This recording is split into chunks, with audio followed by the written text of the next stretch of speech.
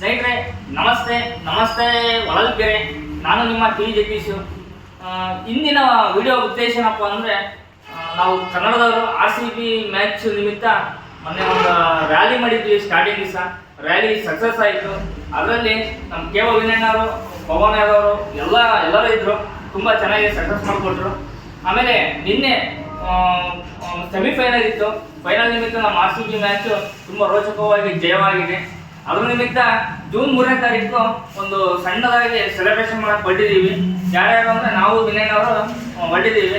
ಅವರು ವಿನಯಣ್ಣವರು ಇಲ್ಲೇ ಪಕ್ಕದಿದ್ದಾರೆ. ಅವರ ವಿಶೇಷತೆಗಳ ಬಗ್ಗೆ ಅವರೇ ವಿವರಿಸ್ತಾರೆ. ಒಂದು ಮಾತು ಕೇಳೋಣ.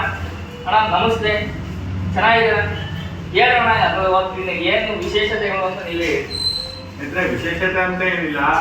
ಇದು ಕರ್ನಾಟಕ ಕನ್ನಡಿಗರ ಕ್ರಿಕೆಟ್ ಅಭಿಮಾನಕ್ಕೆ, ಕನ್ನಡಿಗರ ಕ್ರೀಡಾ ಸ್ಫೂರ್ತಿಗೆ 18 ವರ್ಷದ ಕನಸು ಅಂತ ಹೇಳ್ಬೋದು. ಸರಿನಾ? ಈಗ RCB 18 ವರ್ಷದ ಕಪ್ ಹೊಡೆದಿಲ್ಲ, ಇದು ಒಂದು ಪ್ಲಸ್ ಪಾಯಿಂಟ್. ಇನ್ನೊಂದು ಬಂದ್ಬಿಟ್ಟು 9 ವರ್ಷದ ಫೈನಲ್ಸಿಗೆ ಬಂದಿಲ್ಲ. ಇದು ಎಲ್ಲ ಬಂದ್ಬಿಟ್ಟು ಏನ್ ಗೊತ್ತಾ, ನಮ್ಮ ಅಪೋನೆಂಟ್ ಅವರಿಗೆ ಪ್ಲಸ್ ಪಾಯಿಂಟ್.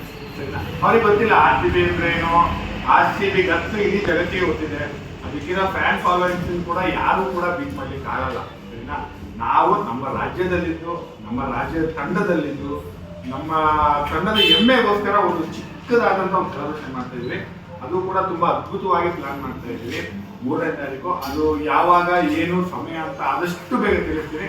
ದಯವಿಟ್ಟು ಪ್ರತಿಯೊಬ್ಬರು ಕೂಡ ಹೊರಗಡೆಯವರಾಗಿರ್ಬೋದು, ಜೊತೆಯಲ್ಲಿರೋರು, ನಮ್ಮ ಸುತ್ತಮುತ್ತ ಹಳ್ಳಿಯವರ ಸ್ನೇಹಿತರು ಎಲ್ಲರೂ ಬಂದ್ಬಿಟ್ಟು ಈ ಯಶಸ್ವಿಯಾಗಿ ಕಾರ್ಯಕ್ರಮ ನಡೆಸ್ಕೊಡ್ಬೇಕು ಅಂತ ದಯವಿಟ್ಟು ಎಲ್ಲರೂ ಕೇಳ್ಕೊಳ್ತಾ ಇದ್ದೀವಿ.